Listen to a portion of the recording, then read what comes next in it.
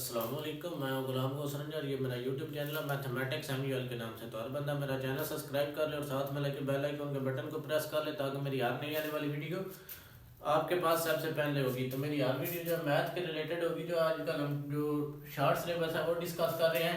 तो example number 5 का जो पहला पार्ट है वो प्रीवियस लेक्चर में मैंने डिस्कस किया, तो अब उसकी दूसरा पार्ट है 1 minus under 3 iota over 1 plus under root 3 iota whole की पावर 5 है।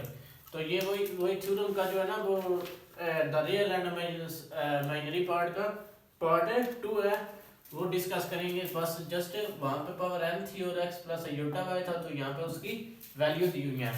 तो अब हम सबसे पहले क्या लिखेंगे,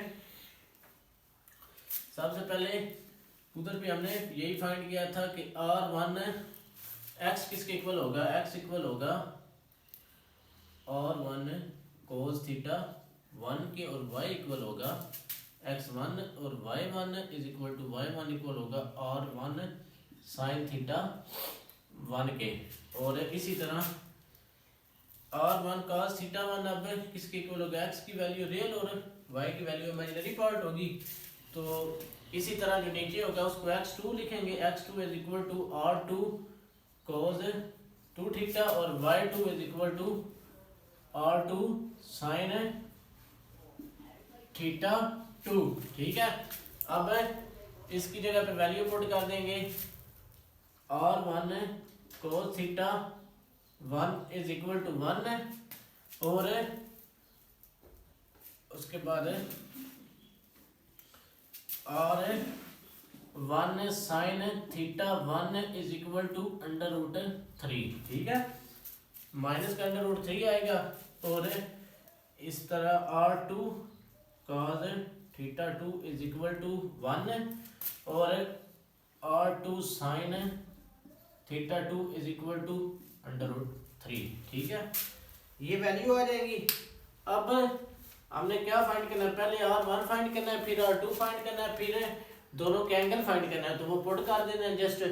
तो पहले हम r1 किसके इक्वल होगा, x1 plus r1 is equal to x1 का स्क्वायर प्लस y1 का स्क्वायर इज इक्वल टू किसके आ जाएगा, x1 हमारे पास क्या है 1 प्लस 1 माइनस अंडर रूट 3। ठीक है, तो ये किसके इक्वल आ जाएगा, ये आपस में काट गए तो ये आ गया अंडर रूट 4 है। और r1 किसके इक्वल आ जाएगा, r1 हमारा इक्वल आ जाएगा 2 के। ठीक है, और अब हमने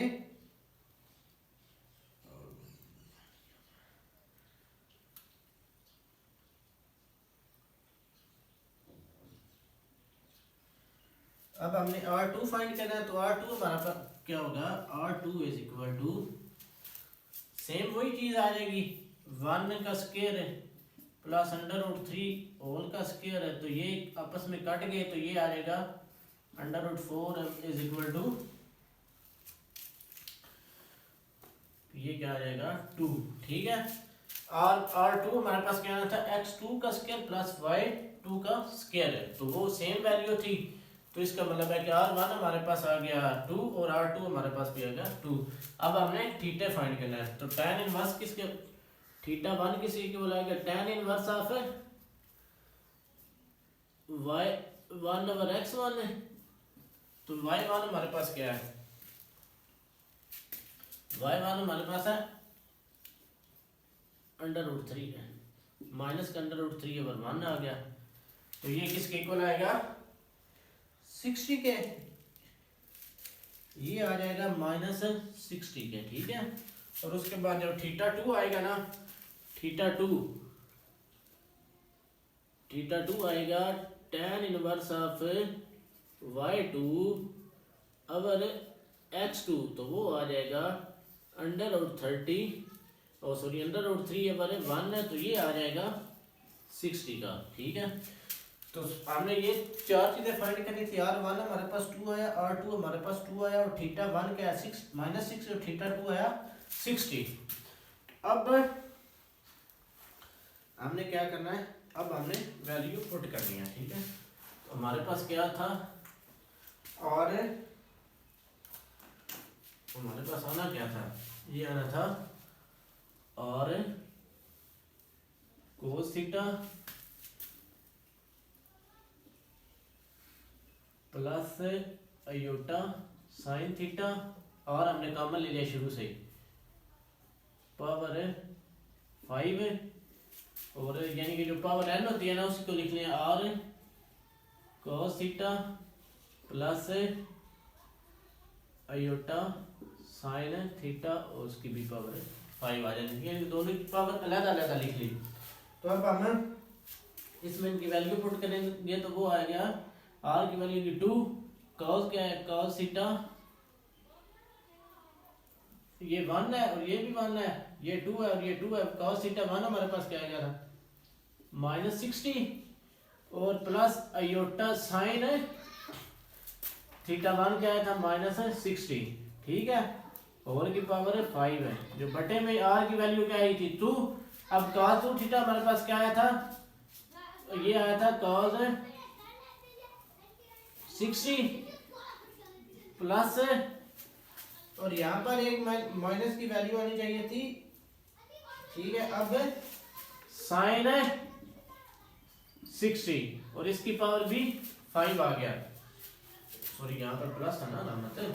तो अब ये उठा के ऊपर ले जाएं तो ये क्या आ गया, पहले 2 को 2 से खत्म कर दें ताकि थोड़ा सिंपल हो जाएगा। 2 2 से खत्म हो गया तो ये आ गया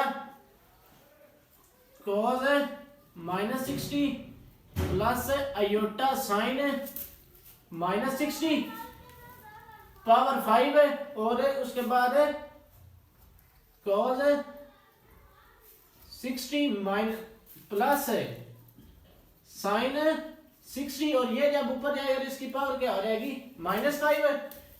ये नीचे था तो ऊपर जाएगी इसकी पावर क्या हो जाएगी -5 है। जब इसकी पावर -5 हो जाएगी तो फिर हम यहाँ पर डी मोवरिस थ्योरम अप्लाई करेंगे। तो जो डी मोवरिस थ्योरम है उसमें क्या होता है कि जो इसकी पावर होती है वो एंगल के साथ आ जाती है। तो वो ये क्या आ जाएगी, जब पावर cos ये 60 और 5 है तो ये आ जाएगा -300, और ये प्लस आयोटा साइन -300 है, ठीक है। ये पावर उसके साथ मल्टीप्लाई क्योंकि हमने यहाँ पर डी मोवरिस थ्योरम लगा दिया है, ठीक है। तो ये क्या आ गया cos -300 और प्लस आयोटा साइन माइनस। अब इस जगह पे जब अप्लाई करेंगे तो ये माइनस का 5 है तो ये भी फिर क्या आ गया cos -300 है, ये मल्टीप्लाई बाय 5 है, माइनस का, और ये 60 जब प्लस का है तो ये क्या आ गया -300 है प्लस साइन -300 है, ठीक है। तो ये क्या है cos की वैल्यू को जब डी मोवरिस थ्योरम लगाया तो जिसकी पावर थी वो एंगल के साथ एंगल हमारे पास 60 और पावर उसकी 5 है। तो ये सारे के सारे जो एंगल है वो किसके और कितने के हो जाएंगे 300 के। अब क्या है ना, जो cos थीटा जो cos -थीटा होगा ना वो इक्वल होगा cos थीटा के, और जो साइन -थीटा होगा ना साइन -थीटा वो इक्वल होगा साइन थीटा के, ठीक है। cos -theta is equal to cos theta और sin -theta is equal to sin theta. तो अब ये अप्लाई करेंगे तो ये क्या आ गया, फिर आएगा cos 300 माइनस आयोटा sin 300 है, क्योंकि माइनस की जगह पे sin थीटा आना था जहां पर एंगल है माइनस का था, और जहां पर एंगल माइनस का था और साथ cos था तो वो प्लस का cos थीटा आना था। तो ये अब cos 300 है माइनस sin 300 है, ठीक है। तो अब ये जो है cos 300 minus iota sin 300 cos 300 minus iota sin 300 ये आपस में एक स्क्वायर में बन रहा है, ठीक है। तो इसको हम स्क्वायर ही बना लेंगे, यहाँ अलग-अलग भी अप्लाई करें, यहाँ इनको ये सबसे अच्छा तो है इसको ना अलग-अलग इसके एंगल लगाएं मल्टीप्लाई करके। तो पहले cos 300 कॉस स्क्वायर 300 आ जाएगा और साथ में प्लस का साइन है, ये माइनस है, मल्टीप्लाई में माइनस आएगा, प्लस साइन है 360 अयोटा आएगा और इसके साथ वैल्यू क्या लगी होगी, जब अयोटा स्क्वायर की वैल्यू पुट करेंगे तो वो माइनस है साइन 300 आ जाएगा। तो वहां पर जब एंगल अप्लाई करेंगे दोनों के ऊपर स्क्वायर होगा तो ये cos 1 2 है ना वो 1/2 माइनस आएगा और साथ में प्लस √3/2 अयोटा आएगा। ठीक है, यानी कि इनको अब अलग अलग करना, तो यहाँ पे टाइम काफी कम है तो मल्टीप्लाई करना है वो जिस तरह पहले हमने प्रीवियस इसका जो टॉपिक डिस्कस किया था उसमें करना है। तो इनके ये एंगल आ जाएंगे 1/2 प्लस √3/2 अयोटा, तो ये क्या आ गया -1/2 और प्लस √3/2 अयोटा। तो 1/2 और 3/2 जो है वो रियल एंड -1/2 क्या है, ये रियल पार्ट है और ये है इमेजिनरी पार्ट है। तो यही हमने डिस्कस करना था, इनका एंगल क्या है -1/2 और प्लस 3/2 अयोटा। तो ये एग्जांपल को एक दफा मैं रिवाइज कर रहा हूँ कि हमारे पास एग्जांपल थी 1 - 3 अयोटा और 1 प्लस √3 अयोटा होल की पावर 5 है। तो हमने सबसे पहले जो है ना इसका जो टॉपिक डिस्कस किया था वहां पर उसकी पावर n थी। तो पहले हमें क्या चाहिए था r1 r2 θ1 और θ2। तो r1 क्या होता है x1 का स्क्वायर प्लस y1 का स्क्वायर है, वहां पे वैल्यू पुट कर दी, r की वैल्यू निकाल दी, r1 = आ गया। अब फिर r2 इक्वल होगा x2 का स्क्वायर प्लस y2 का स्क्वायर, उसमें वैल्यू पुट की तो r2 = आ गया 2 के। अब θ1 किसके इक्वल होगा, θ1 इक्वल होगा tan इनवर्स ऑफ y1/x1 है, तो वो क्या आएगा √-3/1 =-60 का। अब θ2 होगा tan इनवर्स ऑफ y2/x2, वो क्या होगा √3/1 है, तो वो 60 आएगा, इसके साथ माइनस था तो ये -60 आ गया, इसके साथ प्लस है वो प्लस का 60 आ गया। अब हमने पुट कर दी कि r cos थीटा यानी कि जो 1 - 3 अयोटा ये सारा कुछ किस में पुट कर देता है cos theta 1 plus iota sin theta 1 over r cos theta 2 plus iota sin theta 2 whole की पावर 5 है।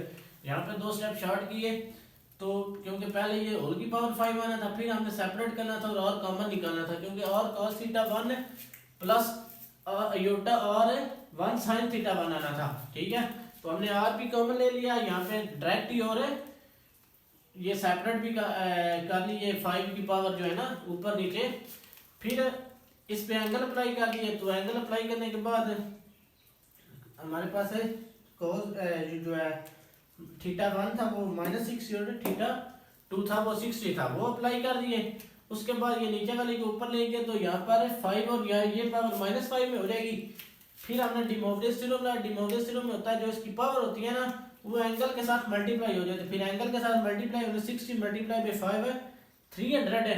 तो ये सारे के सारे योग लगा दिया। उसके बाद हमने बताया कि cos माइनस थीटा जो है ना वो इक्वल होगा cos थीटा के पॉजिटिव का, और जब sin माइनस थीटा होगा वो इक्वल होगा माइनस sin थीटा, वो अप्लाई कर दिया। उसके बाद इन्होंने आपस में मल्टीप्लाई होना है, ये आ जाएगा cos स्क्वायर है 300 का स्क्वायर आ जाएगा, सो इसी तरह सारे मल्टीप्लाई हो गए तो ये आ जाएगा इनके जो एंगल आएगा -1/2 प्लस √3/2 अयोटा। ठीक है, तो ये वैसे तो फार्मूला भी बना था तो इसको इस तरह भी लिख लें, और -1/2 प्लस 3/2 अयोटा, इसमें ये रियल पार्ट है और इमेजिनरी पार्ट है, हमने यही फाइंड करना था इसके जो आंसर था। तो मैं उम्मीद करता हूँ कि आपको अच्छे तरीके से समझ आ गई होगी। अगर कहीं से मिस्टेक या मसला हुआ तो मुझे कमेंट में बता देना, या मेरा व्हाट्सएप नंबर दिया हुआ है मेरे चैनल पे ही, मेरी वीडियो में व्हाट्सएप नंबर नीचे लिखा होता है, तो आप वहाँ से जाके मुझे व्हाट्सएप कर सकते हैं। तो मैं उम्मीद करता हूँ आपको अच्छे तरीके से समझ आ गई होगी। Thank you.